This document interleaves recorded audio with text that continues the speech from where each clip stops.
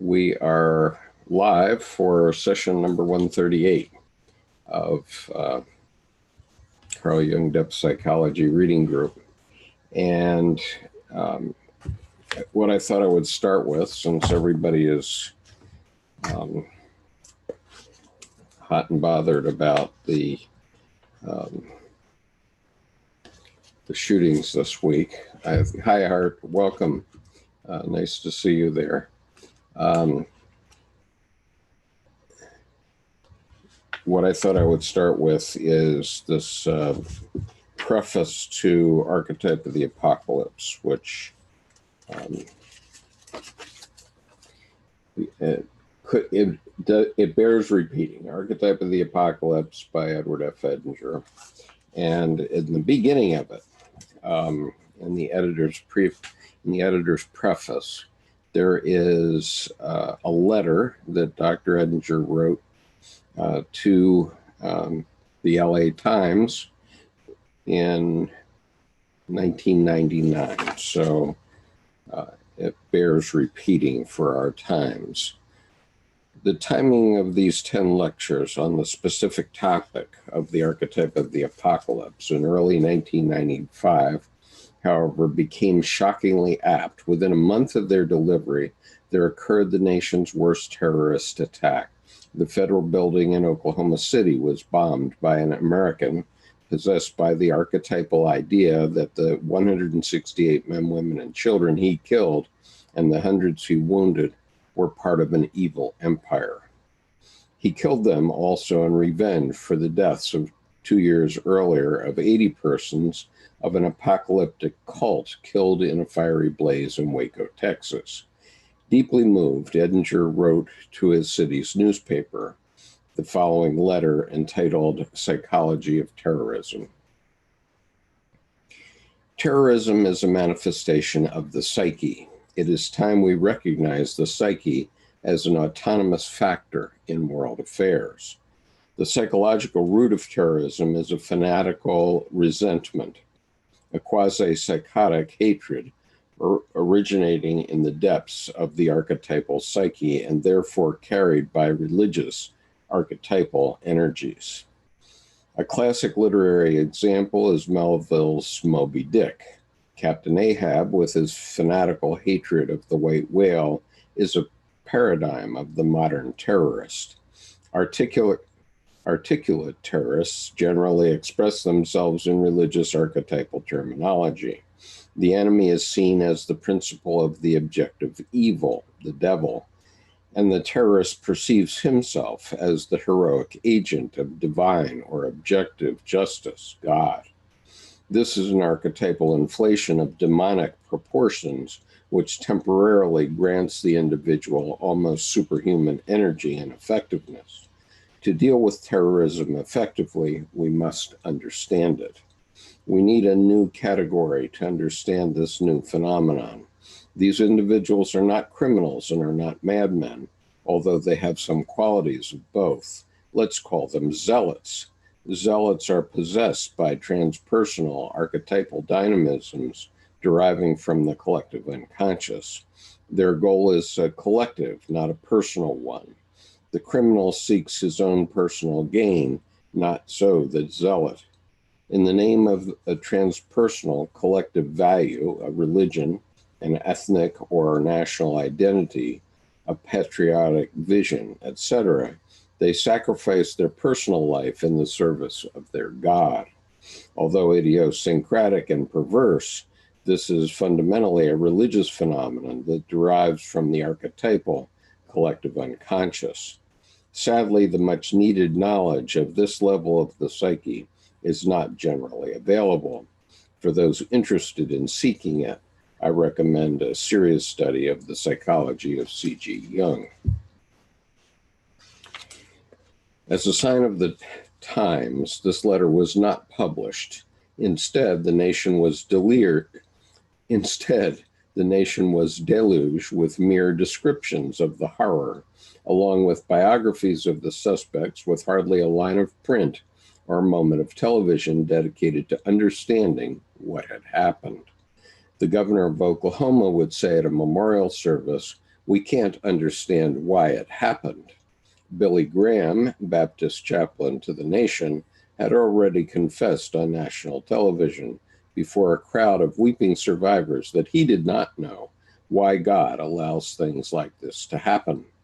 Nobody seems to know what is going on, yet Edinger's book bravely tells us.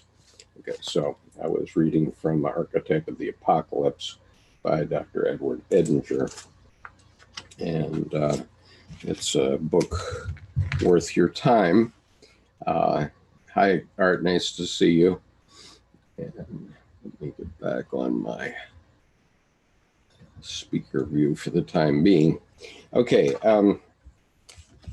so this evening, in the last week, I had a Jungian analyst who I respect very much and who's interested in the religious aspects of Dr. Jung's work, tell me that he recommended this book called Sacred Chaos: Reflections on God's Shadow and the Self and the Dark Self.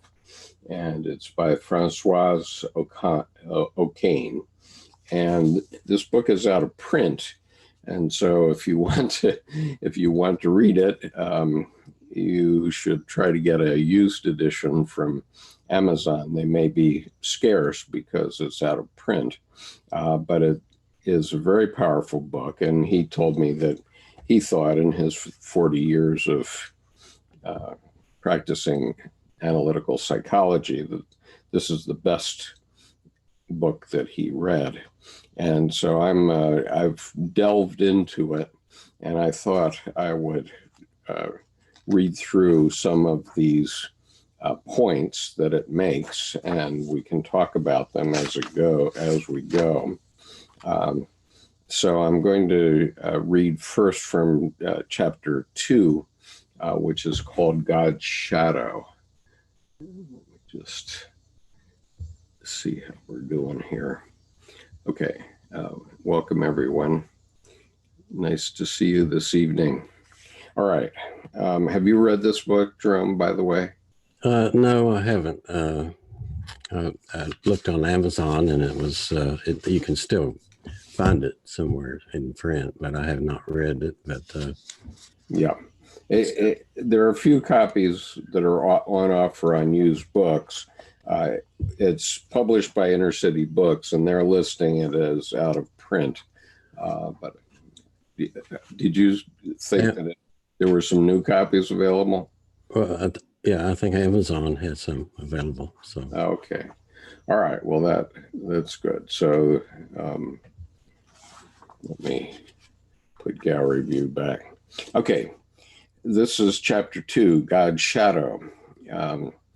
This chapter is meant to provide the reader with some theoretical background that may serve further to ground practice. So this was written for analytical psychologists. As indicated previously, it is in the personal level that I am interested. I am trying to find a way to help those individuals who are directly confronted with the dark side of God. Suffering and accepting with little hope of psychic transformation in or outside analysis may be the burden these people have to carry. Clearly, their problem is also related to much broader questions of God's shadow and the process of the transformation of God Jung wrote about in Answer to Job. Changes at a collective level are brought about by individuals, and in that sense, I do not give up hope that we may discover new ways of confronting global problems. But my task as an analyst is to accompany individuals along their paths, leaving others to grapple with deep theological questions. Thus, the following discussion of Jung's writings on the dualistic nature of the self is intended simply to put in a broader context my more pragmatic questions in the work with analysans. What place is to be given to dark aspects, and how can these be confronted? Okay, and so the comment I wanted to make about this is it's all well and good for Jungian analysts to say that they're going to only deal with individuals since that's their job. But when she says leaving others to grapple with deep theological questions, who would that be?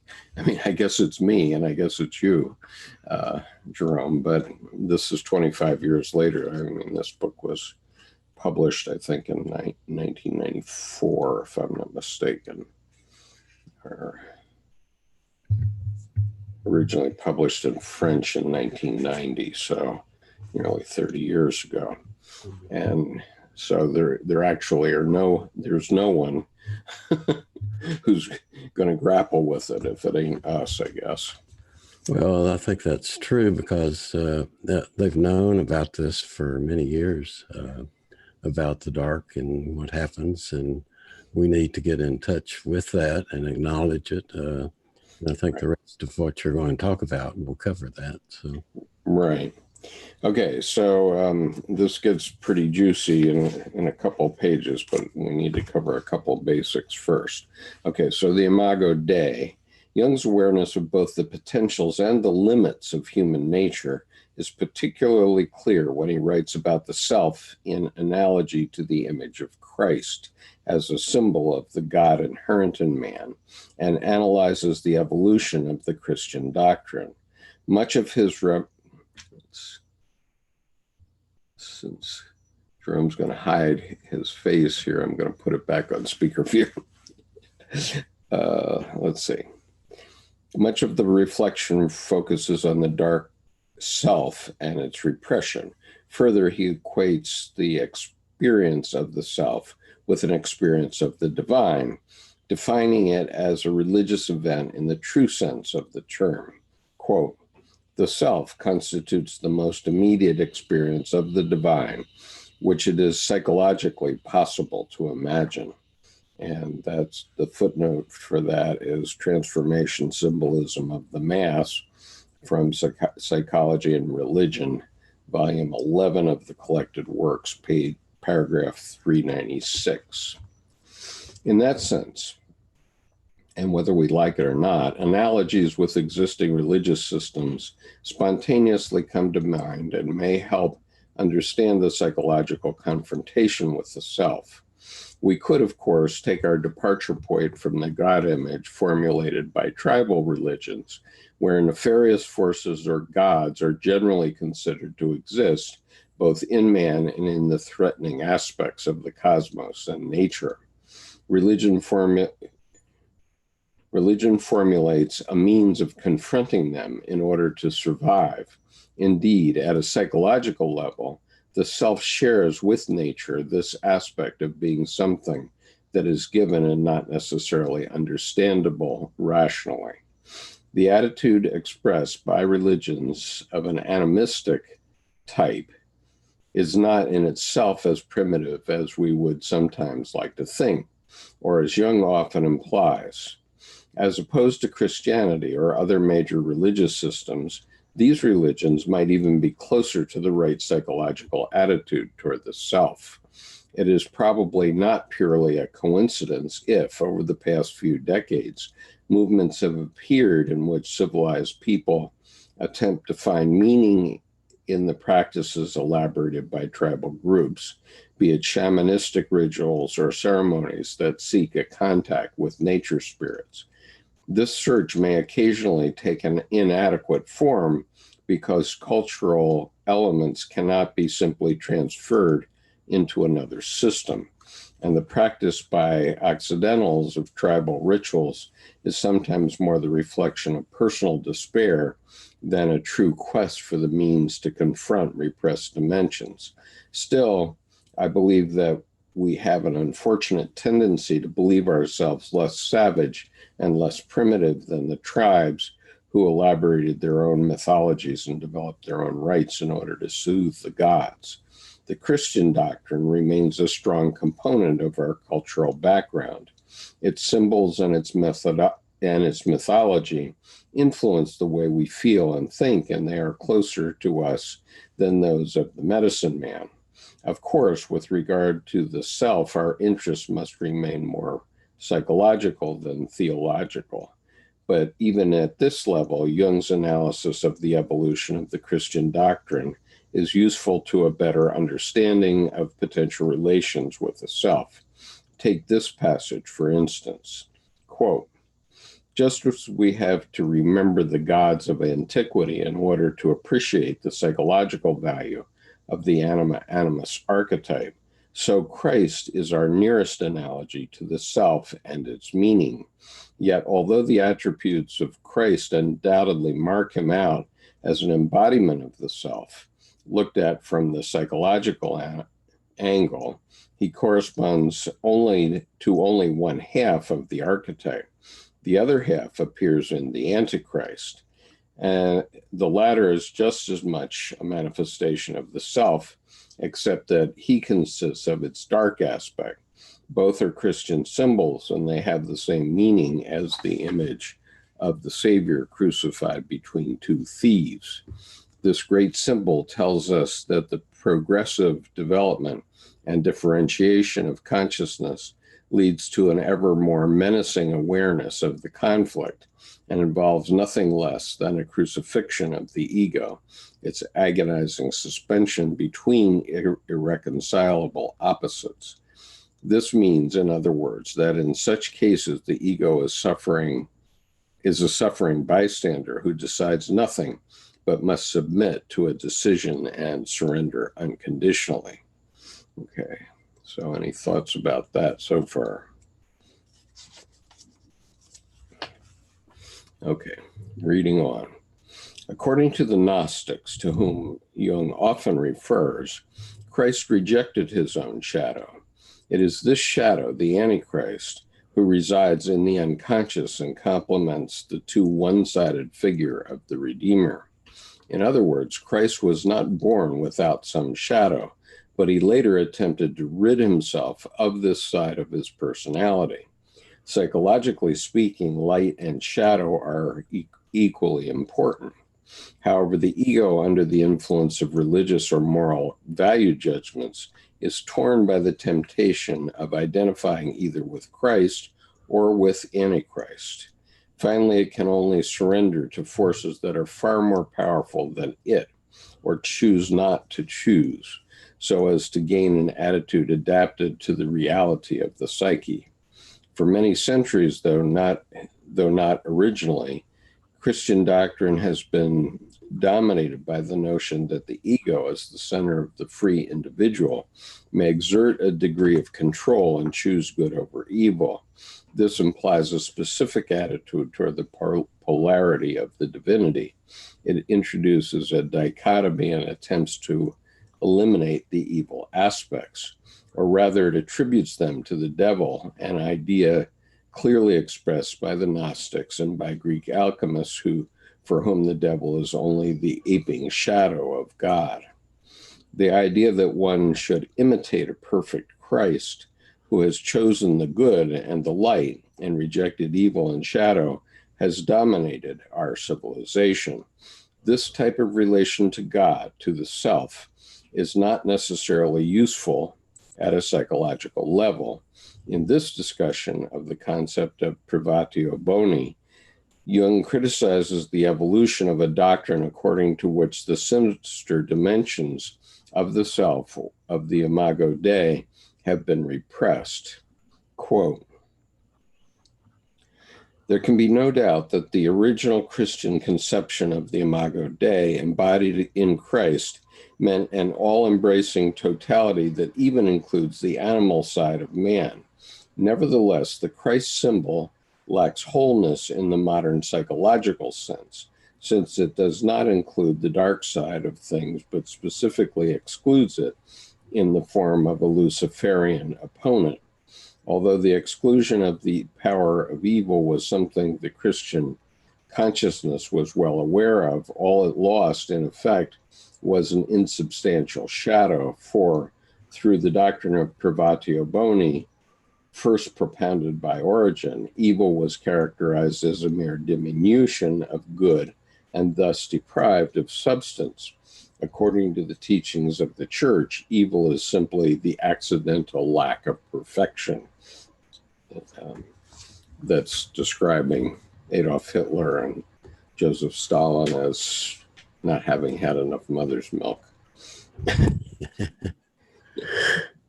Thanks to the doctrine of privatio boni, wholeness seemed guaranteed in the figure of Christ. One must, however, take evil rather more substantially than one meets it on the plane of empirical psychology. If we see the traditional figure of Christ as a parallel to the psychic manifestation of the self, then the Antichrist would correspond to the shadow of the self, namely the dark half of human totality, which ought not to be judged too optimistically. The psychological concept of the self, in part, derived from our knowledge of the whole man, but for the rest, depicting itself spontaneously in the products of the unconscious as an archetypal quaternity bound together by inner antinomies, cannot omit the shadow that belongs to the light figure, for without it, this figure lacks body and humanity. In the empirical self, light and shadow form a paradoxical unity. In the Christian concept, on the other hand, the archetype is hopelessly split into two irreconcilable halves, leading ultimately to a metaphysical dualism, the final separation of the kingdom of heaven from the fiery world of the damned, unquote. Okay, so let me just read on the next paragraph at least. The notion of paradoxical unity is particularly important. The opposition between shadow and light within the self should not be understood as resulting in a combat between the two poles. The privatio boni had been defined by Manichaeism, and Jung objected to being accused of having a Manichaean streak. He takes sides neither with the Prince of Darkness nor with light, and as opposed to the Manichaean doctrine, he does not expect a redemption through which the individual would be delivered from darkness. On the contrary, he insists that the reality of evil should not imply a dichotomy, and that shadow and light together characterize the unity of the self. He observed that good and evil were begotten in the same way and remain brothers coexisting within the psyche. They do not become enemies, and the self accepts both. God had two sons, Lucifer and Christ, and as a father, he could not have rejected one of them, at least psychologically speaking. Okay, so that's that part. Yeah, Skip, I think that's important in terms of the figuring out the paradox between the two as to whether they're fighting each other or whether they're complementing each other. Right. So the tension that if you press something too much, you build a charge down there. And as you've demonstrated in wars, this energy comes up like lightning. Sure. And causes us to do things that we, from the animal side to Right. protect ourselves. And so we need to figure out how to balance both the sides. And I have to acknowledge, and nobody else has to admit it but me, but when people go out on trade shows, they often take the, well, I'm not in my zip code, so anything here is okay type of attitude. And I've seen that throughout my career, and this goes for both men and women. My dark side was the beneficiary of attending a emergency nurses convention one time, among other events, and emergency nurses who face the dark of humanity every day tend to have let's say a looser grip on the difference between good and evil than other people might. But I've seen this in all kinds of trade shows where in addition to excessive drinking, men do all kinds of things that they shouldn't be doing in these events, and women do too, when they think they're out of the watchful eye of their local community, let's say. Yeah, I've seen that at trade shows, same thing, conferences, conventions. For some reason, you let your hair down and everything goes or something. It's not only trade shows. I mean, I noticed myself doing it when I was stationed in Japan. I would go out to the bars in the evening, and if you want to know what the type of thing that happened, you'll have to read my novel, because that's an autobiographical novel of my anima. But I've read it. Did you? Yeah. What'd you think? It's the word.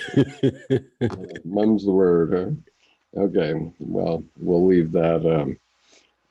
We'll leave that for an open point. We're not trying to sell a novel here. If you are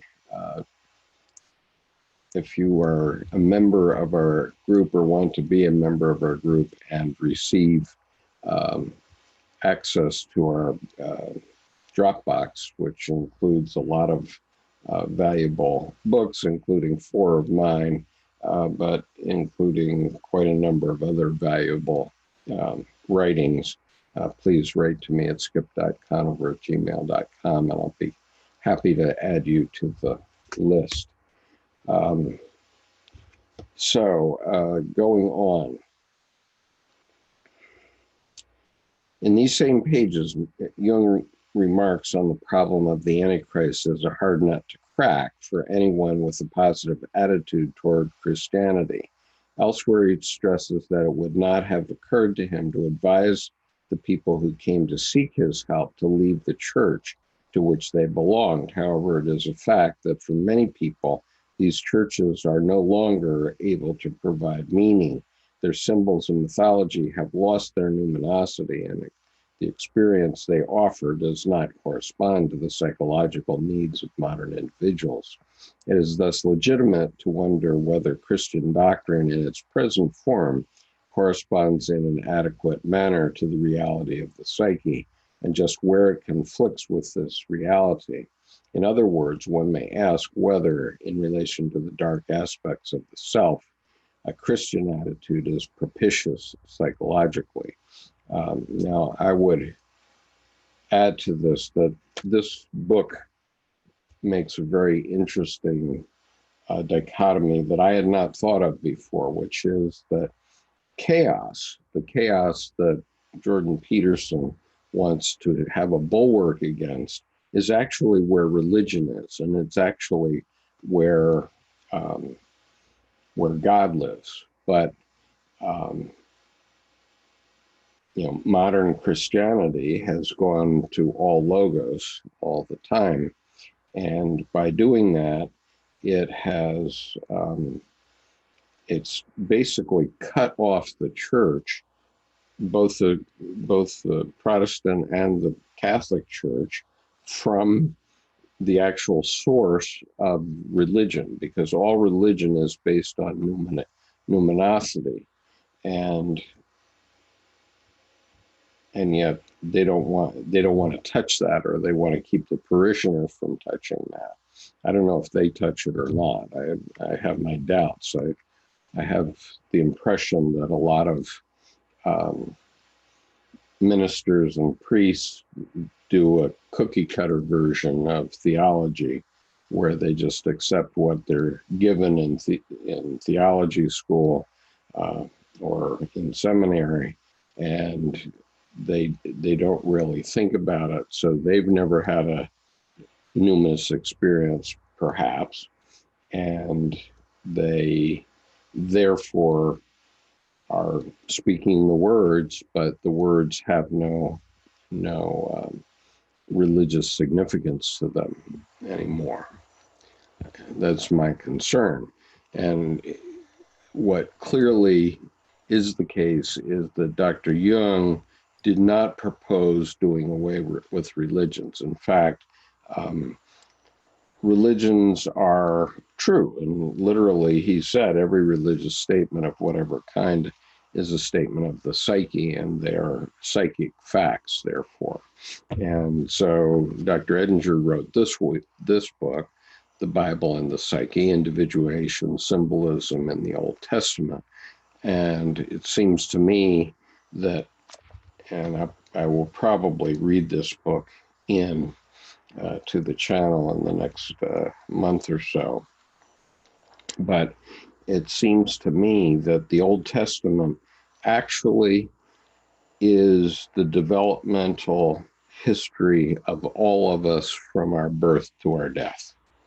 I mean, that may be a big statement, but the idea is that all of these emotions and various things that happen actually happen to some of us at some level, or to all of us at some level, all human beings.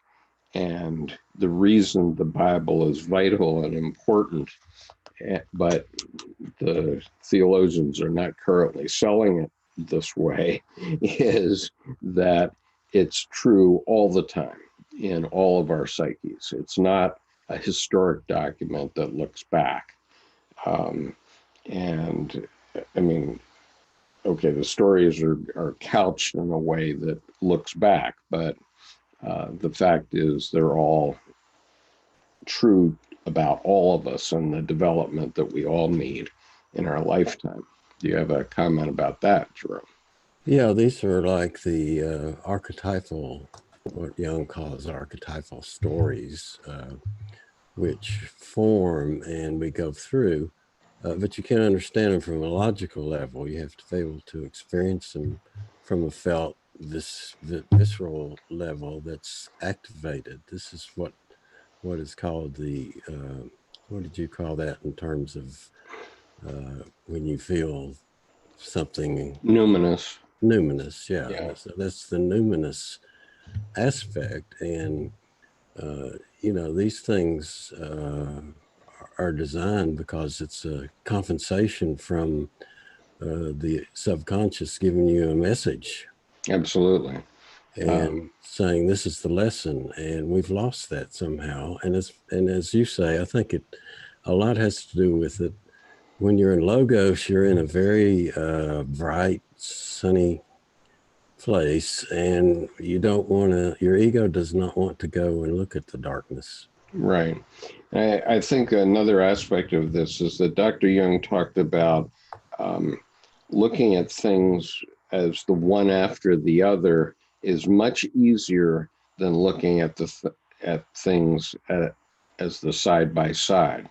And so my point here is, if you're thinking of it as the one after another, then it's a story that goes on over 2,000 years or so. It's a history of a couple thousand years, mainly of the Jewish people. But it's not in any particular order. You can experience these, and depending on where you are in your particular psyche, trying to tell you something. Right, and that's the point, that it's these things are actually side by side, and they don't come in a particular order. Right, and we try to put them in logical order. That's not the way to do it. That's right, right. And when we put them in a logical order, it just loses connection for me. And this has been a pet peeve of mine since I was a deacon in the Reformed Church 40 years ago. And at that time, we were getting a new pastor, and so we had two pastors preach. One of the two pastors did a traditional, typical thing where he's just telling the story of whatever's in the Bible. The other pastor connected the story in the Bible to my life today, and that's the pastor I wanted.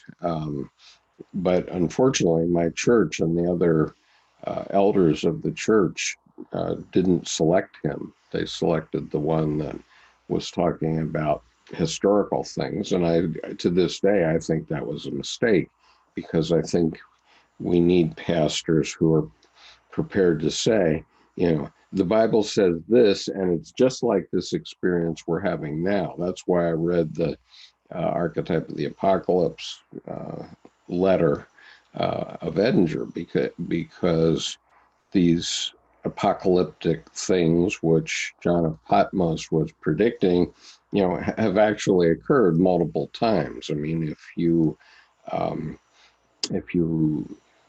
read the words of the Battle Hymn of the Republic, for example, you will find the last few verses of a Revelation, actually.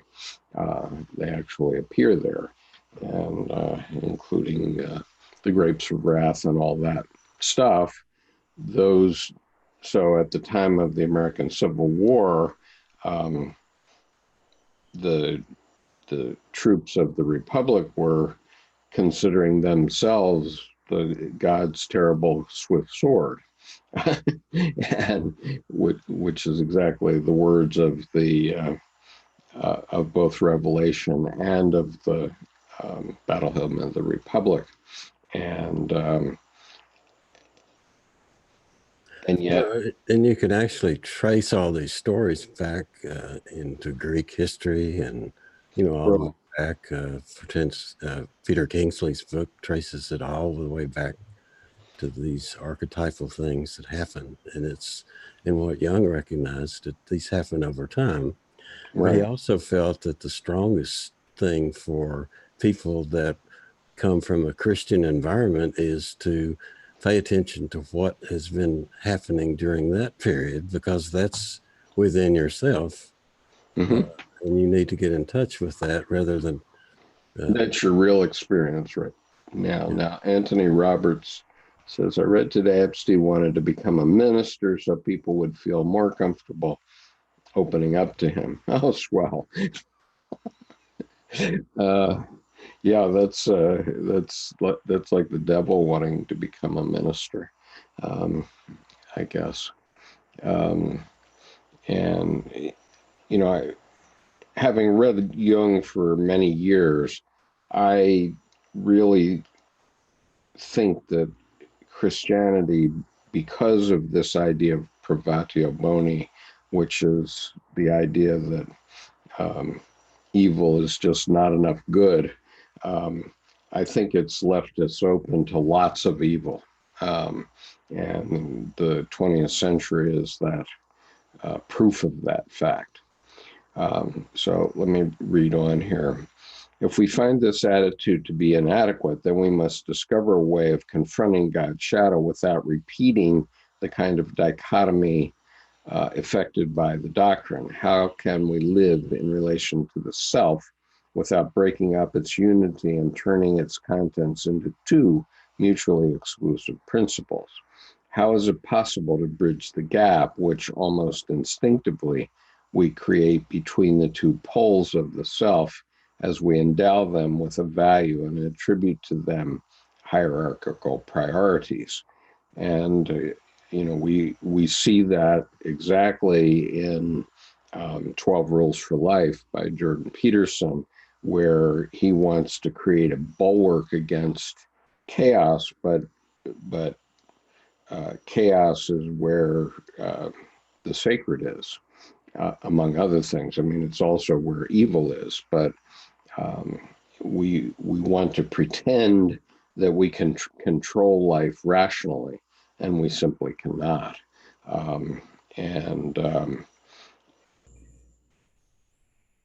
And so the best we can do is have rules and studies and educated people who know basically how things work, but in the end, we still don't have a clue. I mean, I thought it was really fascinating when I realized that Carl Sagan, at the end of his life, his last book was railing against ghosts and goblins, and yet he and Neil deGrasse Tyson can't explain half the universe. They can't explain the dark energy and dark matter, and so where's the logic in that? And I actually have a video on archetype and action where Neil deGrasse Tyson is trying to describe dark energy and dark matter, and you'd swear he was a seer with a bowl, a crystal ball in front of himself, the way he describes it. So anyway, it's time that we recognize that we have to understand our dark side somewhat better than we do, because, regardless of which side of the political spectrum you are, and I'm wearing my purple tonight, again, you may think one side is good and one side is evil, but really both sides are within each of us. And I've been trying to be good over the last couple of years as I've learned more and more about these things, to recognize that even though I may pull a certain lever in the voting booth, the people that have the opposite political point of view are actually my fellow Americans also, and their understanding of a specific issue is the other side of the same coin. And we need to somehow get that back, instead of thinking that we can just dominate the other side and therefore everything will be hunky-dory. That won't work. So, as we see from global history, I think. So anyway, Dr. O'Kane now is saying, I believe that in confronting this gap, the analyst is faced with a temptation similar to that faced by the formulators of Christian doctrine, and may fall into an error of adopting a too one-sided perspective. The idea of positive healing rests on a perception of the self in which its total nature, including its irreducible duality, has been replaced by an attribution of the role of savior to the positive pole. We may also say that the analyst risks introducing a dichotomy between the divine and the evil self, between Christ and Antichrist, thereby forgetting a more basic perception expressed by the duality inherent in the nature of the ancient Yahweh, who corresponds better to the true nature of the self. Obviously, a certain degree of optimism is useful in daily practice.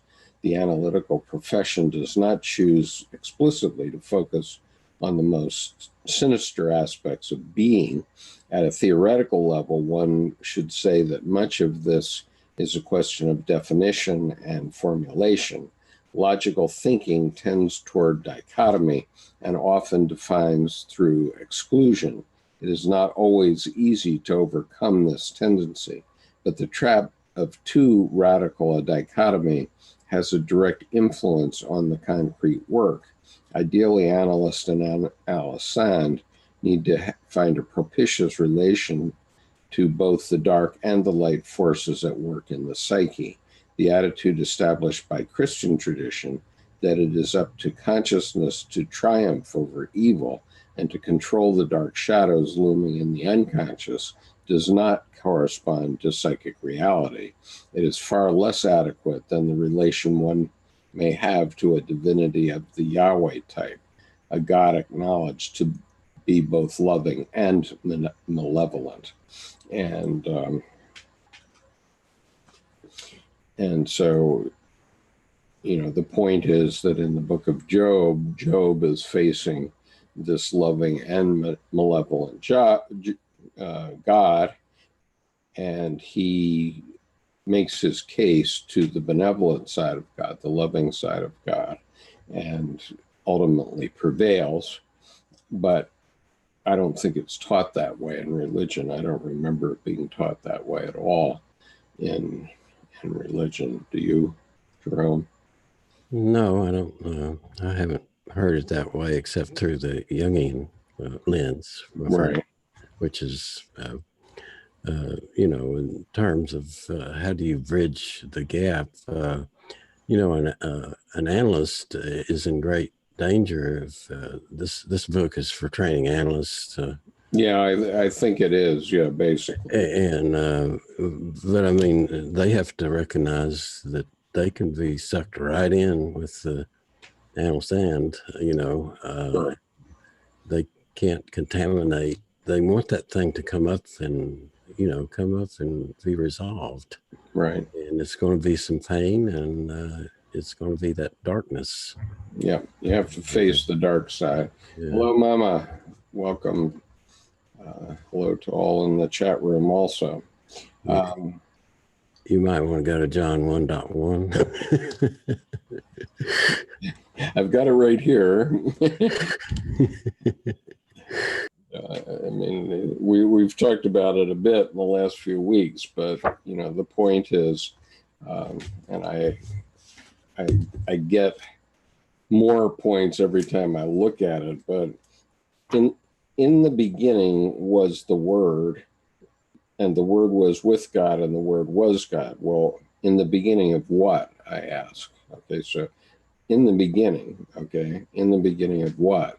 What was the beginning? And so, but then John 1:4-5, in him was life, and life was the light of men, and the light shineth in darkness, and the darkness comprehended it not. And so the point is that in him was also light and life, not only words, right? And then he was in the world, and the world was made by him. The world knew him not. He came unto his own, and his own received him not. Then verse 12, but as many as received him, to them gave he power to become the sons of God, even to them that believe on his name, which were born not of blood, nor of the will of the flesh, nor of the will of man, but of God. So, in other words, it's expressly giving right in that section the power for people who know God to be recognized as sons and daughters of God. It's not only Christ. Okay. Yeah, and that ties into the what Jung called the self, which is the God image, really. And you tap Right. into that particular into that, and that is the energy that's involved, and that is the light that can be brought forth. Right. And so, and the Word was made flesh and dwelt among us, and we beheld his glory, the glory as the only begotten of the Father, full of grace and truth. But at the end of his life, Christ expressly said that he would send the Holy Ghost, or the Paraclete. And at least one Protestant minister we have been talking to says that was only at the Pentecost, and it was only for those disciples. Well, that's not what it says here, and it's not what it says in First John. And by the way, you have to read the full unadulterated version. This is the King James version of the Bible I'm reading from, so it's before translators started to water things down, I would say. And it adds to the confusion when you have a minister that says something that's opposite, and another minister might say something else. And I mean, talk about confusing. Right, but they're all insisting on logic and the rational. They're all,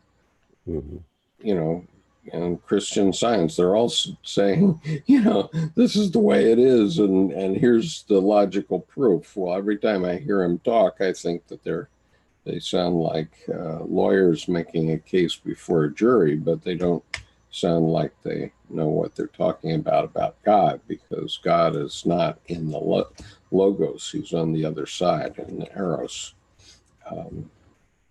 And because you don't get a numinous experience by somebody explaining it to you. Okay, and I am going to again explain many of my numinous experiences when I give my talk, but I don't expect anybody to think it's numinous for them. I'm only providing a pointer, and that's all you can do with the logos, is provide pointers. And as I look at Buddhism,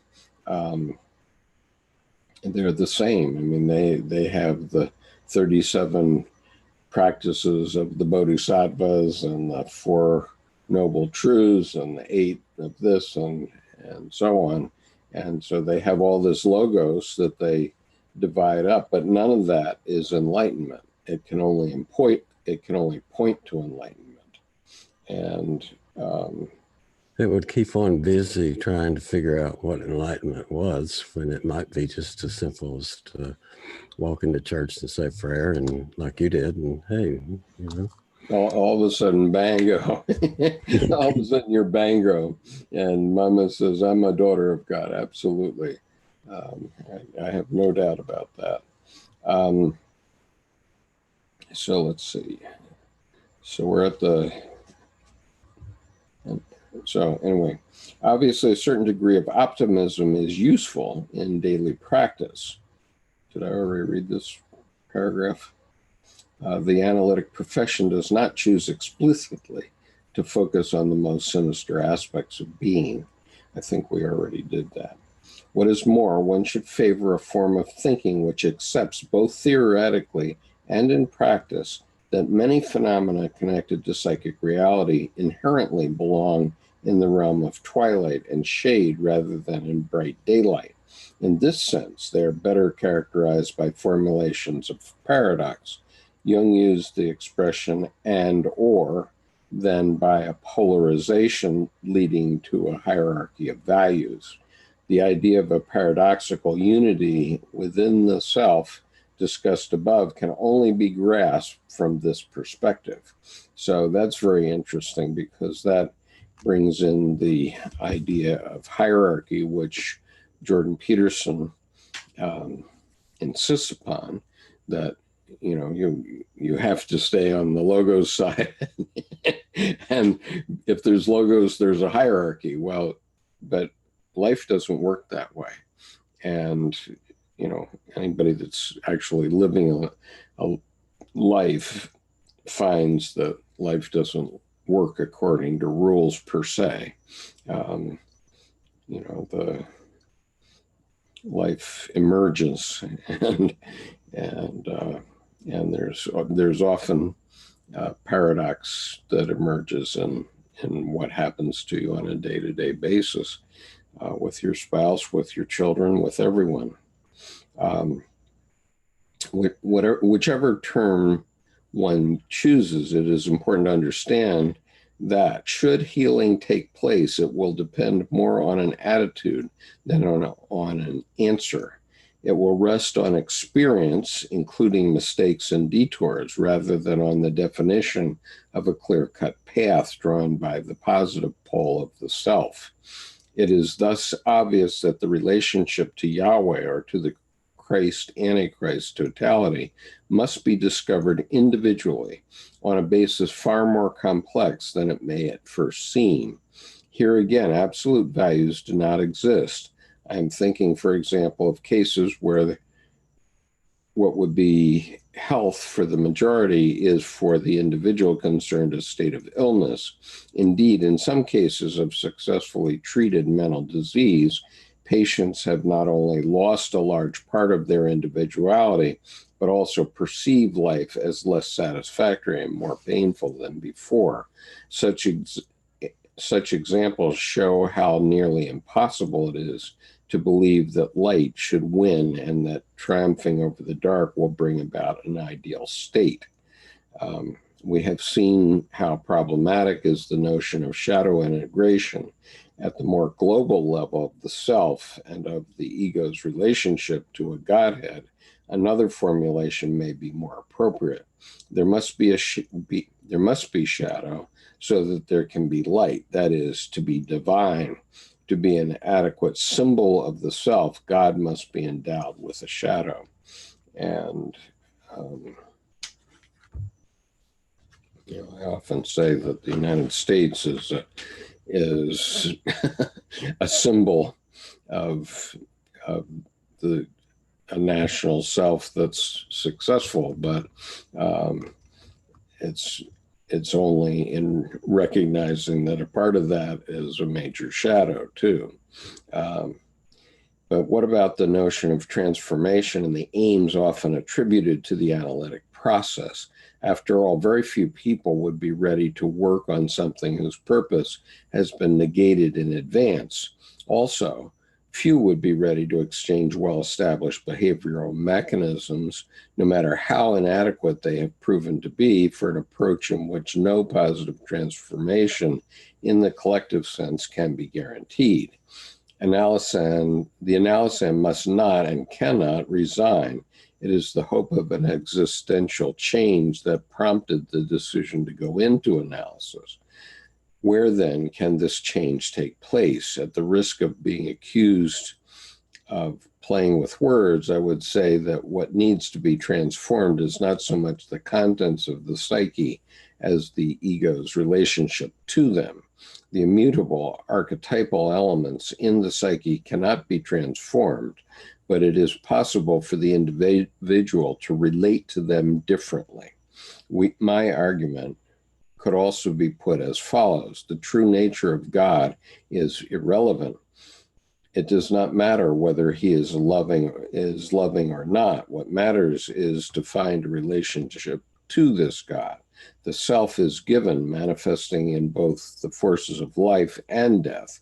And rather than trying to modify the balance of these forces, one should look for an attitude in which they can be both experienced and accepted.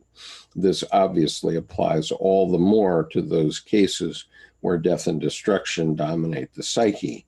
At a practical psychological level, only this experience and the search for an adequate attitude matter. The rest is metaphysics.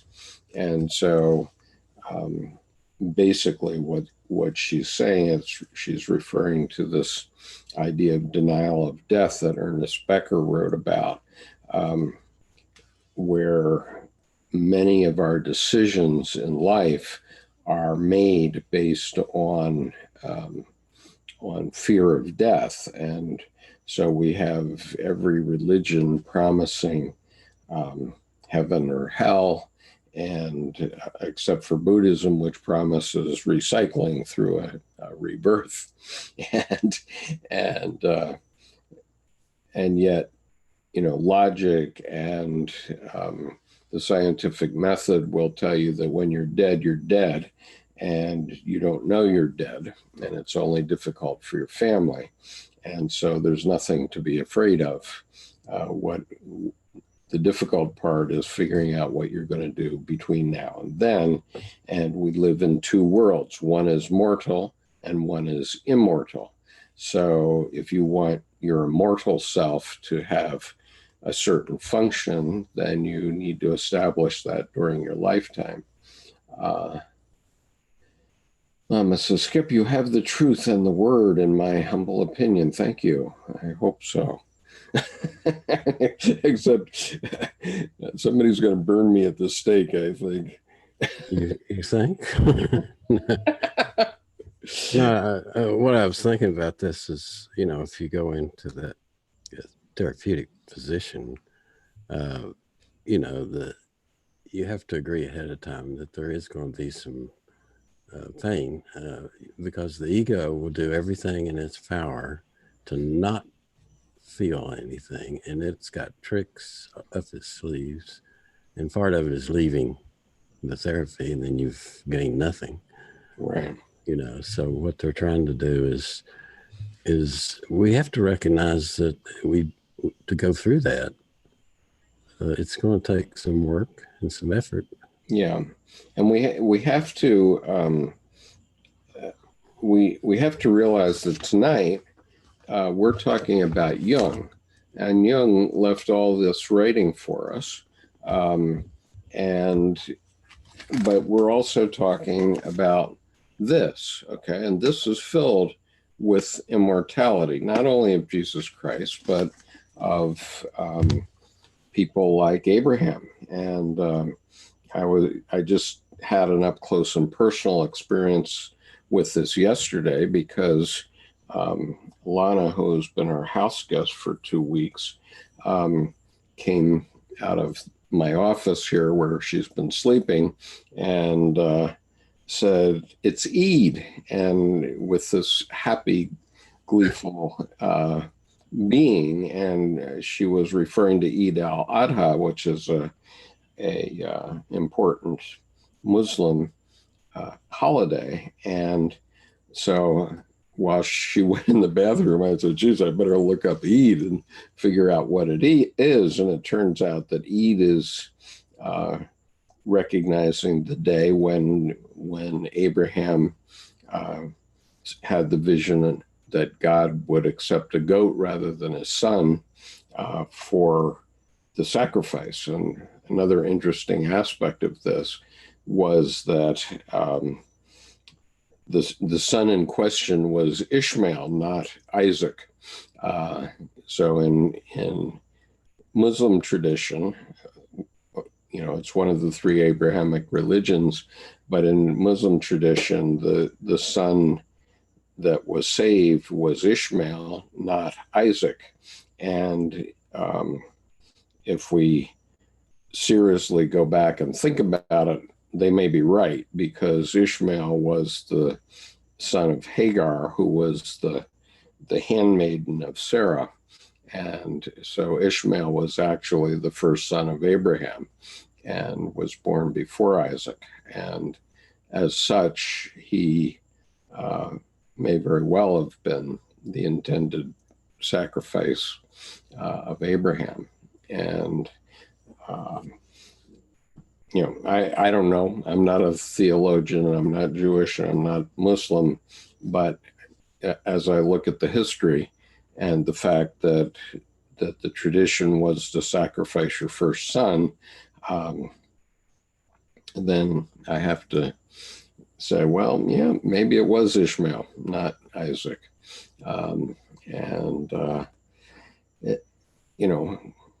Whatever, 2,500 years later, it's kind of a Mox Nix issue.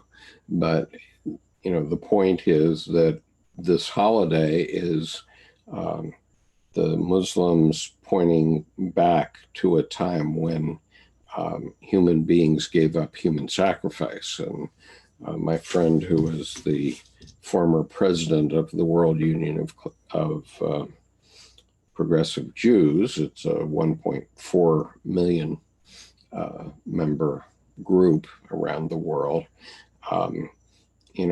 says that moment was the moment when all the Abrahamic religions gave up human sacrifice, which was a wacko idea that human beings came up with apparently for probably hundreds of thousands of years before that time. And finally, the trauma of Abraham having to have that duty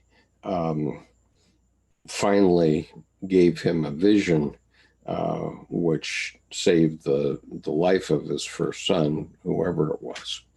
And so it is. That's really important to have a tradition like that takes you back and remind people about where we came from and what things went through. I was thinking the other day, it wasn't too long ago, that if somebody said something to you that wasn't nice, you could challenge them to a duel. Right. Yeah. And that's not too long ago, That's Abraham or Alexander Hamilton was the namesake of my college, and he was one of the last victims of a duel. And that was that was only 215 years ago. And that's amazing, isn't it? right. And, but you can imagine these ancient creatures that were coming out of the Stone Age and gradually getting more and more consciousness. And, they were thinking, oh, there must be a God that's, punishing us or whatever. And so what can we give them to propitiate that God, to buy them off type thing? And they came up with this idea of sacrificing their first son as what they, their most valuable thing that they could give to God so that God would be bought off. And, finally they come to the to this magical moment when they say, oh, we don't have to do that. We could do it with a goat. And now they don't do it with goats either, or at least the Jews don't. But still, the fact is that's only 2,500 years ago that was happening. And so anyway, that's what the holiday was about. And so I learned something from my house guest yesterday.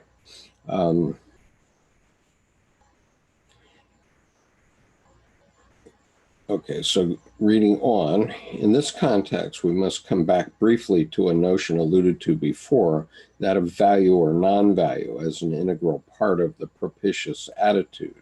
Jung knew very well how to apply it, beginning with his development of the association experiment, an unpretentious attitude that attributes more value to experience than to objective results and renounces full control over what is right, what is wrong, and what is valuable, may permit quite a bit of traveling without the aim of the journey being known. It lets things happen organically, and it may allow a non-value to transform old elements, produce new ones more often than one may think.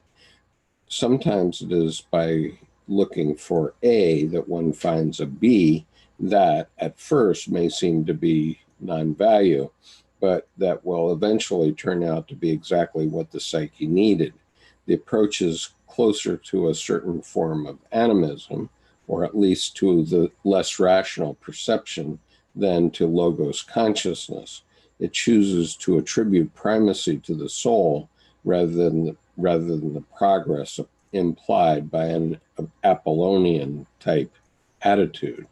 With regard to analytic practice, this approach also implies a questioning and a partial rejection of the idea that our knowledge of the psyche is complete enough for us to decide what is absolutely right or wrong in a given situation. A pragmatic perspective is more appropriate. Its apparent non-value acquires a value, not because it is intrinsic to a given action or idea, but because experience shows that it leads the individual further and allows for a renewed feeling of vitality. In that sense, the renunciation of the need to understand, evaluate, and classify in advance may be the right approach. And this is basically my point, that we have to allow things. First of all, we have people like John Vervaeke, and he's bending over backwards to want to choose a right religion that everybody can buy in on. And so he has this idea that he's going to create a Wikipedia page and let everybody propose what element of each religion we should have, and that's clearly not possible. You can't create a religion that way. A religion has to be developed up over thousands of years, and so you can't just cut and paste and take. I'll take this menu item from column A and these two from column B and this one from column C, and that's your religion, and now everybody will buy that. That ain't happening. No buffet religions for us here. Right. Well, at least not for me. But nonetheless, I think that it is possible to know God, and in the sense that Jung is talking about, and it can't be explained; it has to be experienced. And the important point in this paragraph is about experience, that you never know something until you experience it. So Adler commented that you can't tell a child that a stove is hot. You could give them a stack of Bibles and 85 million books and talk to him for a year about what hot is, but he's not going to understand what hot is until he touches the stove. Then he knows what hot is, and then there's no problem because he's had the experience. But you have to have that experience. And once you have that experience, then you know. You don't have to believe. You don't have to believe what mommy says. You then know what hot means. And but there are also good aspects.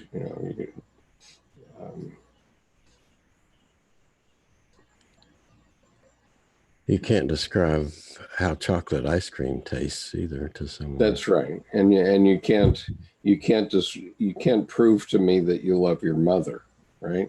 Yeah. How are you going to prove to me that you love your mother just because you say so? That's your personal experience. Okay, so anyway, she's going on now. She's talking about shifts. And so this is another subtitle. It may be useful to go back to what was said before about Christian doctrine in order to elaborate on a number of ideas connected to the question of an adequate relationship to God and to the self, the situation in which Westerners find themselves after centuries of Christianity must be better defined, and the place occupied by shadow aspects must be examined. In a society characterized by its associations with Christianity, the shadow of the Christian doctrine, all the elements rejected, excluded, or repressed by it will run parallel to the shadow encounters forced upon the individuals who have been brought up in its context. I would like to stress again that I'm interested in the relationship to the dark self rather than in a theological argument. The outline below follows Jung's reflection in Ion, which, with emphasis on those paragraphs concerned with the God image in Christianity. I assume the reader is familiar with the chapters of Ion on the structure and modeling of the self. And so I think I can give you the structure and modeling of the self. I happen to have it here in some sort of order. And I set it aside very cleverly in a place I can't possibly find it, as usual. But I think I can find it quickly here.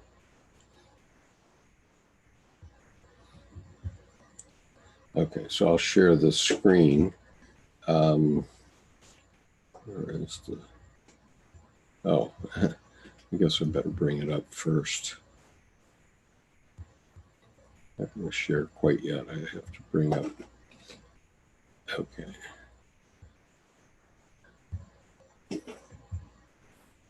All right, now I can share it. Okay, so this is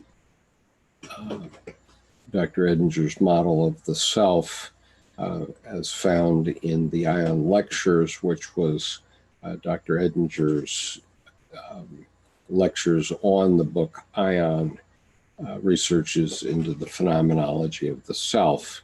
And here what you see is three conceptual egos. One is a woman's ego, one is a man's, and one is a theoretical neutral ego. But from each of these egos would be a shadow that comes down toward the self, and the self itself is the larger semicircle at the bottom. And the idea of the syzygy, which is the anima animus, sits on top of the self, so that a man tends to look at the world, the self of a man tends to look at the world through the lens of his anima. And for a woman, she looks through the lens of her animus. And the self is representing, for the average human, it represents the deepest archetype in the unconscious. And so it has a personal manifestation, but it also manifests in history, in the world, and in space-time. And so, and it also manifests in various countries, in groups. Every group that has people in it has a certain self about it. And we're going to be talking about life ritual here either tonight or next week. And would you say that's the collective unconscious in terms of the self? It's the collective unconscious when it's beyond the individual self, yes. Okay.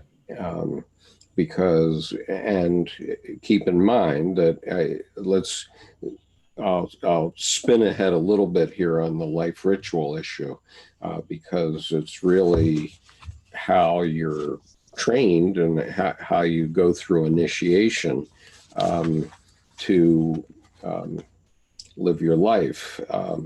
And so what she's describing in the next chapter is how when you're initiated into anything, you're actually broken down, and your old attitudes are broken down, and then they're just build up again and into a form that's suitable for your group, whatever that is. And so she says, this ethnological digression may already have taken us too far from our topic, but there are striking parallels between the manner in which a tribal group finds the means to survive in a threatening cosmos and the way in which Jung sees individuals attempting to confront fate and move along the path of individuation.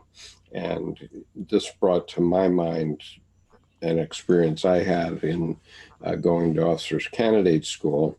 And on the very first morning, the very first thing that was said, the very first sentence out of any instructor's mouth at officer candidate school, U.S. Marine Corps, was during a physical training exercise. And this captain was up on a platform, and he says over a loudspeaker, "Vietnam, gentlemen, is an extremely hostile environment.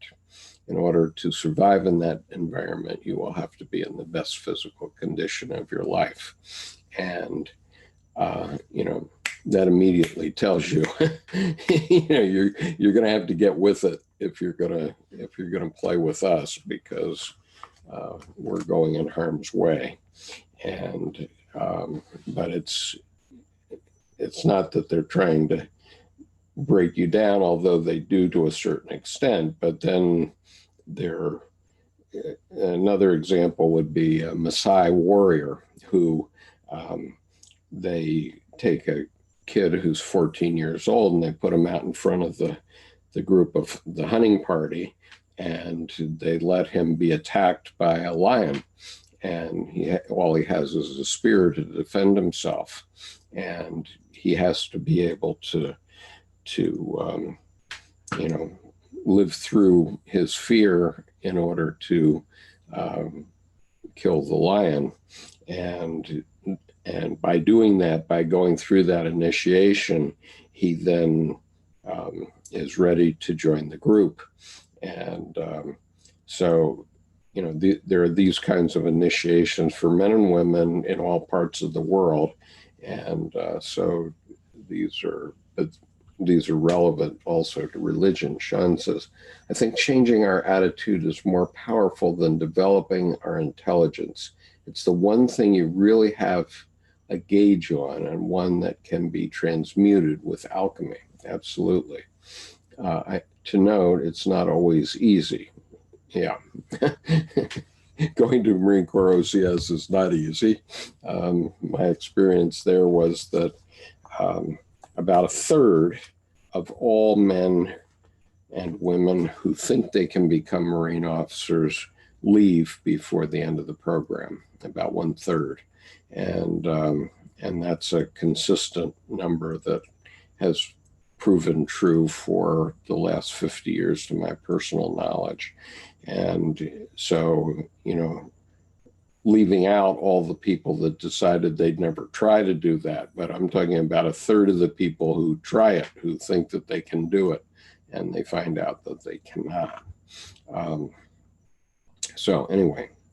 Hey, Skip, I was wondering about the rites of passage is what I call that. And sure, different traditions have different ways of doing it. But in these modern times, I don't see any of that happening too much, other than, well, that's a problem. The Jewish do the bar mitzvah, and there's a whole ceremony for that.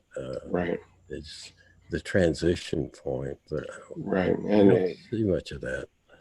And it raises a good point, because when there was that shooting and bombing, I guess it was mainly a shooting at that Paris nightclub when about 100 people were shot, and Anderson Cooper and a bunch of other people were over interviewing people around Paris, and Anderson Cooper met up with a couple of old Muslim men and asked them, you know, why do these young Muslim men get into this?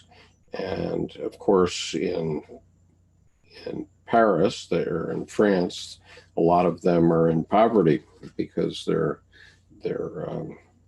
discriminated against in various ways, and so they don't have a job, and so why were they going to Syria or Iraq to work with ISIS? And these two Muslim men said, because they have no way to prove that they're a man, to learn that, you know, they have no way to prove that they're a man. And so we need to think about that sort of thing, because it's really important. And, you know, every young man at some point in time is going to be overcome by the warrior archetype. And I don't mean that everyone will serve. I think that my best friend in life is a man who went to high school with me starting in 1962. And his father was a staff secretary to the commander of Naval Forces Japan, and he was a W4, 30-year veteran of the U.S. Navy, and obviously a very loyal naval officer. And in 1967, my friend went to Canada and never came back. And that took tremendous courage and tremendous warrior chutzpah to pull that off. And, you know, even though I took the opposite end of the spectrum and became a Marine Corps officer and did go to Vietnam, that man is still my best friend in life. And we communicate even today from 1962 to now. That's 57 years, I guess, and we're in contact certainly several times a week, even today. And but he proved his manhood by resisting the war, and I proved mine by diving into the middle of it to find out what it was about. And it wasn't because I was a rah-rah believer in going to Vietnam to kill Vietnamese. It's because I knew it was wrong from 1962, and I wanted to understand why, because and I wanted to understand what was going on with the anti-war movement, and so in 1962, when I was 15, in that summer, we were living in Japan in Yokosuka, and one evening my father took me down on the docks in Yokosuka, which is the headquarters of the 7th Fleet, and he showed me a line of gray hulls going out of Tokyo Bay, and he said, "Do you see that, Skip?" And I said, "Yeah, Dad." And he said, "That's the Marines. They're going to Vietnam." And I said, "Yeah." And then he said, "Everybody that's in the military has either been to Vietnam, is there now, or is going there." And he said that to me in 1962. The Marine Corps didn't officially enter the Vietnam War until March 7th, 1965, so almost 3 years later. But in fact, they were there long before that, secretly. And so I asked my dad why that was happening, and he said, because the generals need a war in order to advance their careers. And I, as a young man that was probably cooking up to be over there myself, I didn't get there for another 6 years, but it seemed like a hell of a bad reason to go fight a war. And so I knew that it was questionable right from the start. And my friend Ray, I think, knew that also. But I wanted to find out why it was wrong, and I know why, and I participated in it. So that's my shadow. But anyway, by the way, I only fired my weapon 5 times in Vietnam, and I was shooting at a beer can that was floating in a lake. So it's not like I was a great murderer. For a beer can. For a beer can. Yeah, but I was a interrogation officer, and I ran a prisoner of war camp. So, so anything I would tell you about it, you probably wouldn't believe anyway. So, but that's what I did when I was in Vietnam. So let's see, where am I here? So took the model of the self off. So Jung emphasizes the discrepancy between the psychological experience one may have of the self, in which the opposites, including good and evil, are reconciled, and traditional Christian doctrine, where Christ stands for consciousness and good, while evil is attributed to Satan and the Antichrist. He also elaborates on his perception of Satan as the fourth aspect of the Trinity, whose inclusion would allow for a more complete image of God, corresponding better to the psychic reality of the self. In excluding a fourth element, or holding to a trinity rather than developing a quaternity, doctrine represses the fourth to the level of unconsciousness, and thereby fails to articulate a genuinely complete God image. Christ, on the other hand, is pictured by Jung as being at the center of the only myth still alive in our civilization. In this myth, he plays the role of the hero, the original man, and even of eternal man. As this kind of divine totality, Christ images the archetype of the self. The human soul is perceived as Christ's bride in a perspective corresponding to that of the mystical wedding between Christ and the church. This union has also been symbolized in the conjunctio oppositorum of the alchemists. The feminine, the anima, must have a place within a quaternity, whereas it had been excluded from the Trinity by Catholicism and limited to the one-sided figure of the Virgin Mary. It is characteristic of Christian doctrine that in identifying the feminine with shadow aspects, it also fails to integrate it properly. But let us go back to the question of evil. Okay, so she's getting into this a little bit more in a bit. But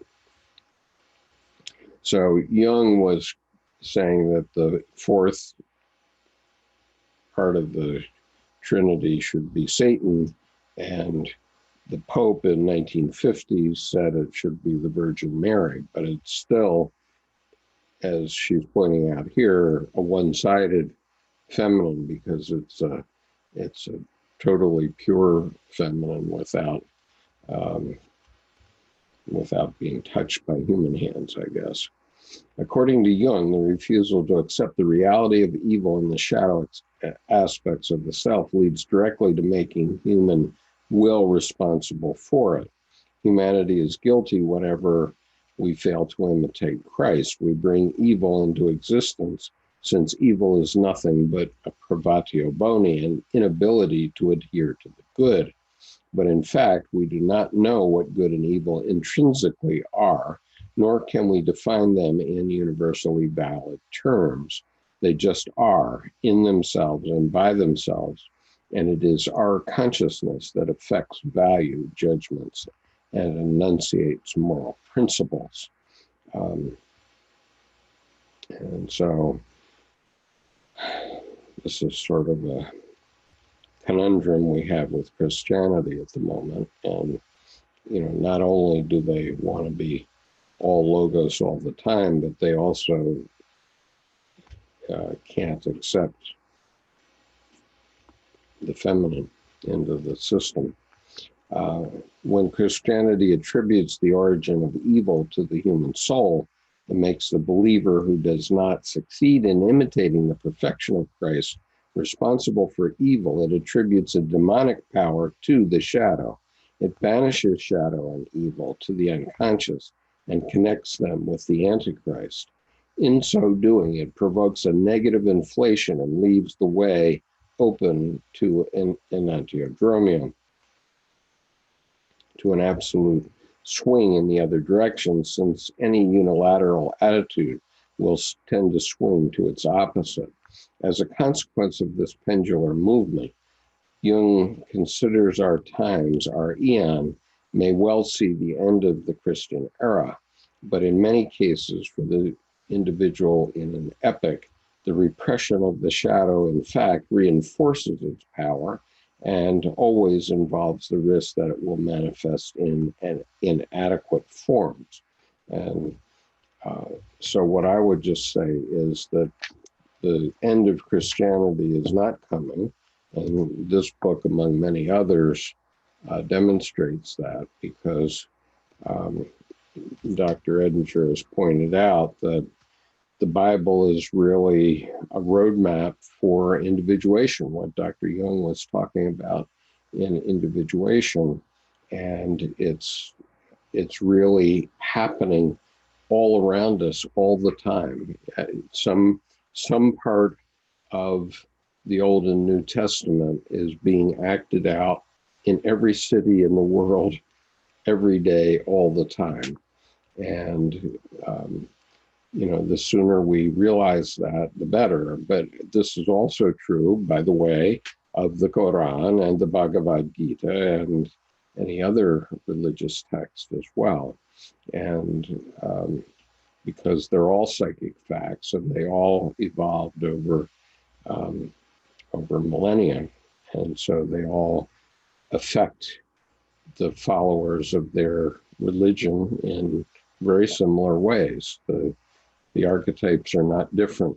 If you actually pay attention to the Quran, which I've done a little bit of, I can't say that I'm a great expert on the Quran, but I can tell you that the entire Christ story does appear at the beginning of the Quran, including his birth by the Virgin Mary and so forth. And also there's the whole of Surah 18 is dedicated to an encounter between Moses and Al-Qidr in the Quran. So, Dr. Edinger tells about a numinous encounter in his essay, Encounters with the Greater Personality, which means encounters with the self or the God image. He tells the story of Arjuna, who encounters Krishna in his chariot. And Krishna appears in the form of his servant, but gives him the psychic energy to go forward into his battle. And so that's another religious experience that points to the numinous without, it was a numinous event for Arjuna, and for us it's an example without being an actual event that means something to us individually. So over the centuries, the Christian message has stopped being fundamentally irrational and has been appropriated by reason. The intellect subjugated the psyche and the soul. Technology subjugated nature. The powers of the underworld now hide under the mask of rationalistic ideologies. According to Jung, Christian faith has paradoxically become the defender of the irrational, but its symbolism, and in particular the image of Christ, should be readapted to the reality of the psyche. In as far as it reunites conscious and unconscious, the Gnostic figure of Christ, corresponding to the original Christian tradition, may be included in a new image of the Godhead. However, psychologically speaking, this approach may involve a risk of inflation because it presupposes an ego capable of resisting the temptation to identify with the self or with its own image of superior man. At this level, the importance of a propitious attitude becomes obvious. It should protect the ego from inflation while avoiding both the repression of the dark and any dichotomy. As seen from the ego, this attitude should rest on an absolute respect for the forces involved, be they positive or negative, and thus in a reverence for the soul's awesome mystery. And so the point being that Jordan Peterson wants a bulwark against chaos, but it's in chaos where the mystery of God is. And so we have to dip in there a little bit. And the problem is that if you dip in too much, then you can become inflated and you can say, oh, I'm God, that my little sliver of God that I got at birth makes me God. And so then you get inflations that are problematic for yourself or society. And so that inflation has to be controlled. And if it's not properly controlled, then we're in trouble. And so there's a lot of work to be done by Christianity and by Christian theologians. We can't throw away the Bible, not by any stretch of the imagination, because it actually is evolved, not only self-help text, but also an archetypal text pointing to the most numinous stories in our background as human beings, so we can't throw it out no matter what we do. I mean, even if we closed all the churches tomorrow, we couldn't throw away the Bible because we need it, and we need what it teaches. And so the question is really, what can we do to, I guess we've talked about this before, spread the Jungian type message in terms of the biggest problem I see is anytime you repress something, you project it onto another person, and that's not, you need to withdraw that. And that's one of the biggest problems that's occurred. Yeah, and that's why we have to be careful. I mean, the theologians really have to discover it for themselves.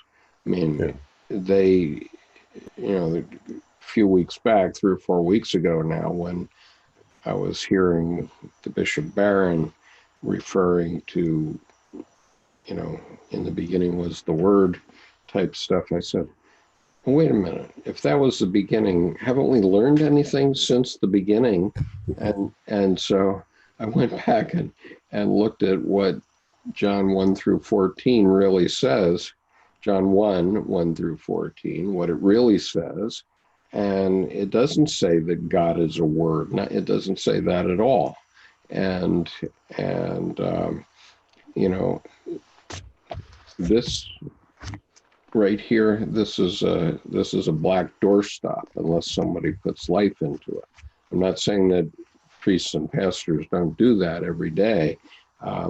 They do that, but Dr. Jung was mainly talking about people who had lost their faith, and he was obviously thinking of his own father, but who had been a pastor. But we have one Christian theologian who's very enamored with Jordan Peterson. Jordan Peterson is showing why these stories are important, but we haven't heard him say, this is happening to all of us every day, all the time, and we have to pay attention to it for that reason. I haven't heard him say that, and well, Jordan Peterson has been able to interpret these biblical stories with a psychological aspect. Right. And this gives them life again. And that's why people respond, particularly to his lecture series. Surely. They get it. Yeah, they get it. But it has to be explained in the psychological terms. They get it. Right. So that's... right. Dr. Jung, looking at Answer to Job here, he talks about the great task, and the great task is exactly that we have to reinterpret all the Christian doctrine. He says he should bend to the great task of reinterpreting all the Christian traditions. So, in other words, the great task is the reinterpreting of Christian tradition in a way that can be understood by modern people. Now, the Jungian analyst that I have talked to about this says that he thinks that Jordan Peterson is afraid of the chaos, and as long as he's afraid of the chaos, he's afraid of the sacred, because everything that we see before us is the profane. So we have to integrate the sacred. That's a critical aspect. So not only does it have to be reinterpreted in psychological terms, but people have to be put in touch with the idea of the numinous and to understand how to find that living God that actually is there. Yeah, that's kind of a missing link there at the moment. But I Right. mean, he has started people thinking about it. At least, yeah, sure. Then the next step, maybe we can take it a step further. Yeah, so Sean has some more comments here. He says, I was thinking about Christ lately and comparing myself. I thought of listening to forgiveness, to mercy as a cycle to heal others, also to have truth and integrity, to heal other souls.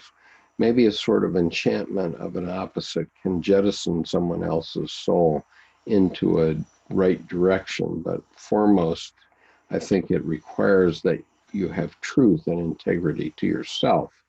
I went for a walk early this morning and had a connection to nature. I realized that even Earth will come to an end. All things are natural and beautiful, whether it may not look like it or whether it may not look like it on one side. Self-acceptance is a very hard archetype for me. I think when you do your lecture, skip opening with John 1:4, would be an Excalibur to open up the world to Jung. Yeah, maybe so. So let's go back and just remind everybody what John 1:4 is, just for grain's sake. So John 1:4, in him was life, and the life was the light of men, and the light, and then 5, and the light shineth in darkness, and the darkness comprehended it not. And so, I mean, in a way, that's kind of a prediction that humans didn't fully understand what the light meant, maybe. But because Christ was not recognized by his kinsmen, among other things, if I understand the story correctly. And so, let's see. So the archetype of the self,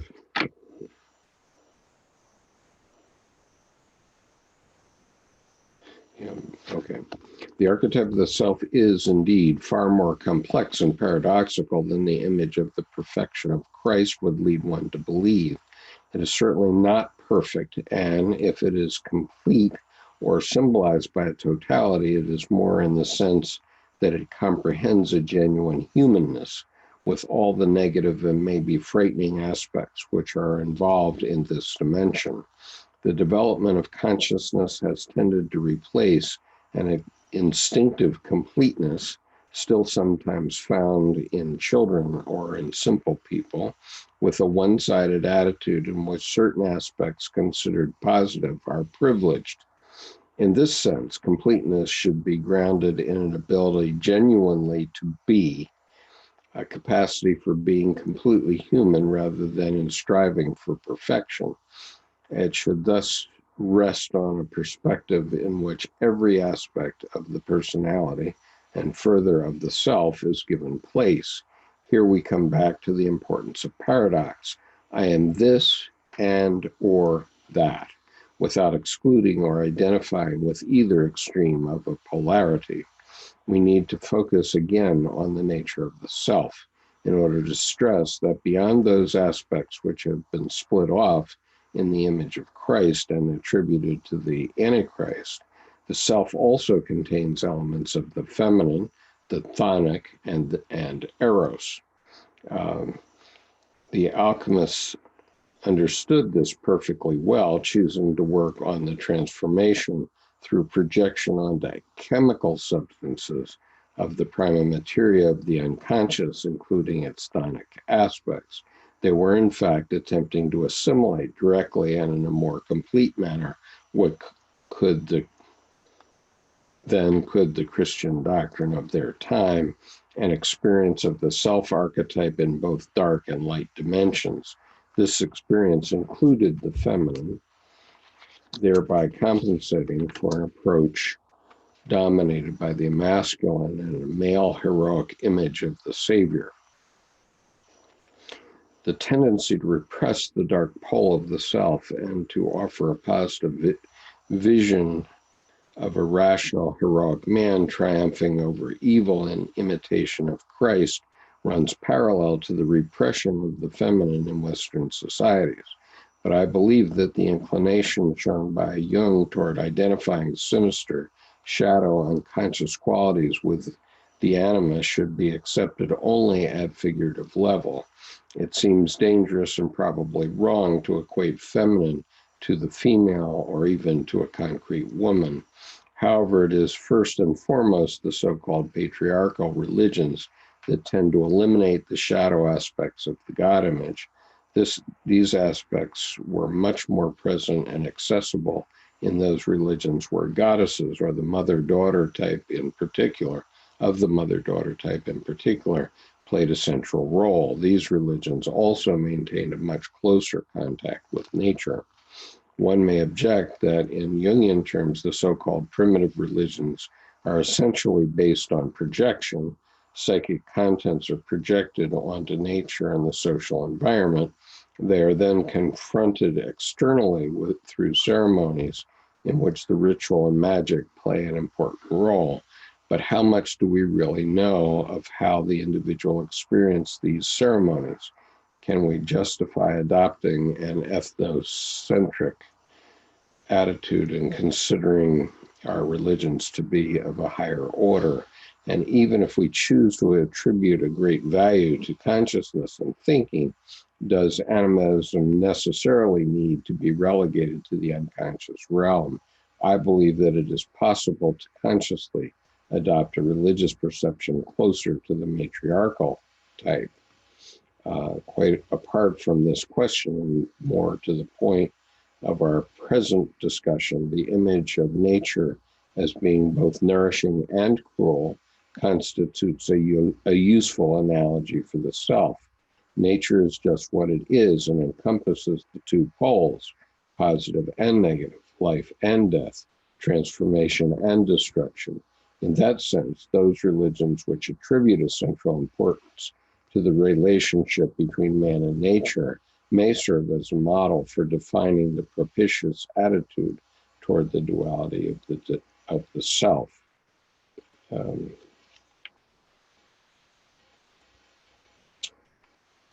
Okay.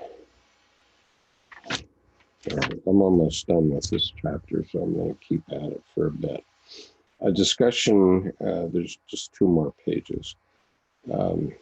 A discussion of the connections between the self and the instincts would be helpful in this effort. Here, let us simply state that by being better in touch with nature, matriarchal religions stand closer to the completeness of the self. They include a chthonic element that, when incompletely projected onto the masculine image of God, risks remaining unconscious or regressing to an archaic level, with all the problems that then ensue. Another essential aspect of the self, again connected more to the irrational than the rational, and to intuition more than to the spirit of logos, is not properly symbolized by the image of Christ. The paradoxical dimension alluded to above in terms of and/or. Indeed, the self is not only light and shadow, thesis and antithesis, or the force of opposition between irreducible elements. It is at the same time thesis, antithesis, and synthesis. At the same time, that's the point. Reconciling the opposites in a totality. We're dealing here with the transcendent function described by Jung. The polarizations, good and evil, Christ and Antichrist, are dangerous, not only because they reinforce shadow aspects, but also because they hinder the discovery of a synthesis through the transcendent function, which symbols express the true nature of the self. In other words, the dichotomy, good and evil, and a one-sided identification with the positive pole exclude the possibility of the individual experiencing the transcendent function. Thus, they exclude any access to the nourishing potential of the self or to the discovery on the part of the ego of an adequate attitude towards its own crucifixion. Great. Everybody's happy with that one. This aspect has important consequences in practice, since according to the Jungian model, it is the transcendent function that carries the potential for healing. In brief, in order to discover the propitious attitude, we must allow chthonic goddesses to return, and we must also accept contradictions and paradoxes. The integration of these dimensions may well contradict a theological approach that looks for causes and furnishes absolute answers. But psychologically speaking, this is the only possible attitude. Further, its completeness promotes a religious quest in the true sense. Jung draws out the basis for this in the following passage. Quote, oddly enough, the paradox is one of our most valuable spiritual possessions, while uniformity of meaning is a sign of weakness. Hence, a religion becomes inwardly impoverished when it loses or waters down its paradoxes. But their multiplication enriches because only the paradox comes anywhere near to comprehending the fullness of life. Non-ambiguity and non-contradiction are one-sided and thus unsuited to express the incomprehensible, unquote. That was from Psychology and Alchemy, volume 12, paragraph 18. With regard to the present discussion, the acceptance of paradoxes may be expressed in an attitude that would include a rotation, a capacity to perceive both poles of the self in turns, a circular movement choosing momentarily to focus on either the light or the dark, but never excluding one for the benefit of the other. We must find a way to accept God's shadow and live with it. We shall see later how this approach has been used by specific individuals and groups. It's reflected in narratives, dreams, or images that symbolize it. To anticipate later discussion, I would stress that beyond the problem of good and evil, this approach must also include the death archetype. Clearly, it is the self and not the ego which decides on individual death, and it is the self in both its dark and light aspects that it eventually decides on the ego's death. This may explain why, as analysts, we find it so difficult to confront this dimension of the self, why we would rather focus on its curative and integrative potential, and why we try to integrate the shadow in the wrong sense. We are not only involved professionally, we are also concerned at a personal level. It may be easier for us to see our task as that of the healer, or at least of someone who can help to bring light and hope back into the analysis life. This, of course, involves the risk of our identifying unilaterally with only one pole of the healer archetype. More broadly speaking, it is easier for us to identify with life, or with what we mean by life, rather than to adopt an approach that embraces both life and death in the paradoxical spirit appropriate to the archetype of healing. And I would just say that I think that if we accept that our place in the universe and in the great mosaic of humanity is immortal and will carry on after our death, then we can add new energy to our life by not putting off good things until we go to heaven, because if we're in heaven, it's going to be in the psyches of our children. It's not going to be in a place, a physical place anywhere. We already know that, or we should know it. And so it's what we do on this earth and during this lifetime that makes the difference of how important our contribution to the great mosaic of humanity is. And, obviously, Dr. Jung made a huge contribution, writing 20 And I just want to remind everyone that Dr. Jung swore off logos right at the beginning, in the very first two paragraphs of the Red Book. If you have a copy of the Red Book or access to an electronic version of it, you will see that in the very first two paragraphs of the Red Book, he swore off the logos, and he never went back. That's the point. And so the problem with people thinking that Jordan Peterson is a Jungian is that he's not a Jungian, because a Jungian would know that and would say that. But instead, what he said in his video about Jung, which I forget, it was maybe 2015, was he was afraid of Ion. He was terrified of the content. And so that's somebody who's stuck in the logos and wants to have everything hunky-dory, except that's not the way the world is. That's not how anything happens. And that's not how any product gets invented, or how any idea about the future emerges. Okay, the things that I've said in the last minute, I had no idea 2 minutes ago that I would say them, and so they come from a different place than the logos. So anyway, so I've gotten through this chapter 2 of this book. Chapter 1 was really a workup for psychotherapists. So I'm not going to read that chapter 1. But what I am going to do, because this book is out of print, and also because I have permission from Inner City Books to read any of their volumes, I'm going to read the rest of this book into the channel over the next week, probably.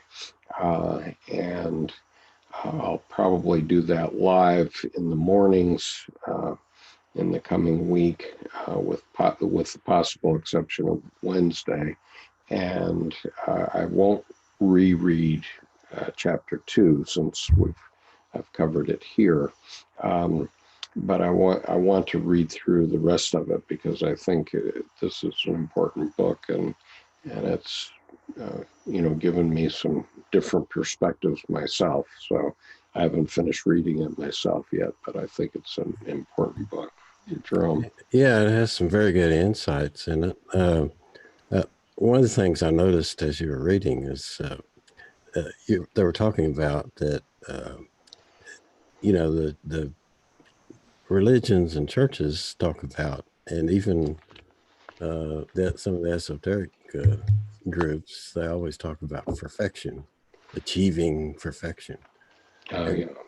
Which is a rationalistic approach. Right. And that's impossible. Right. And so what Jung is saying is it's wholeness, it's messy. You got some other parts, just like you were saying in the text there. Yeah. If we can come to that realization, and I just heard the other day, one of our preacher friends, said perfection. It's all about perfection. Right. Jung has a comment about this at paragraph 621 of Answer to Job. Yeah. He says, at the bottom of Yahweh's marriage with Israel is a perfectionist intention, which excludes the kind of relatedness we know as eros. The lack of eros, of relationship to values, is painfully apparent in the book of Job. The paragon of all creation is not a man, but a monster. Yahweh has no eros, no relationship to man, but only to a purpose man must help him fulfill. But that does not prevent him from being jealous and mistrustful like any other husband, though even here he has his purpose in mind and not man. So his point is that if you're stuck on perfection. You're not a man, but a monster. Yep. Uh, okay, it so happens that I have looked at that paragraph so many times that I know these paragraphs by heart. But anyway, okay, I guess we still have a few people watching, and I thank you all for being with us tonight. And so watch for the next few days. I'll be reading more from the Sacred Chaos reflections on God's shadow and the dark self. How many chapters are in there? It's 130 pages, and I'm on page 39. So okay. it's let's see how many. There's 6 chapters. The next chapter is the life ritual. Then there's a chapter called practice, which I may or may not read because it's really psychotherapy practice. I'm in the middle of it now, but I may not read it out. But then chapter 5 is archetypal schemas, including the Grail and the hero, and cool. Initiatic surrender, the innocent, and Gethsemane. And then in 6 is God's wretched servants, the Father's ambiguity, and the propitious attitude. So those all seem to be quite interesting topics. Yeah, they do. And I can vouch for the fact that the life ritual one is quite interesting, and it relates, among other things, it has a little story in it that relates to my idea of a tandem act of imagination, because it talks about that being therapeutic. So it's very interesting in that respect. So thank you, Anthony, for being here, and thanks for your comments, Sean, and we'll sign off for tonight. Thanks for your help today, Jerome. I'll be back to you on this other matter. Okay. In the next day, by tomorrow morning. I just was overwhelmed with young person needs today. And right. She's now gone and probably won't be back before she leaves for home. Yeah. So anyway. You got your office back, so. Yeah, sort of. Take care. See you soon. All right.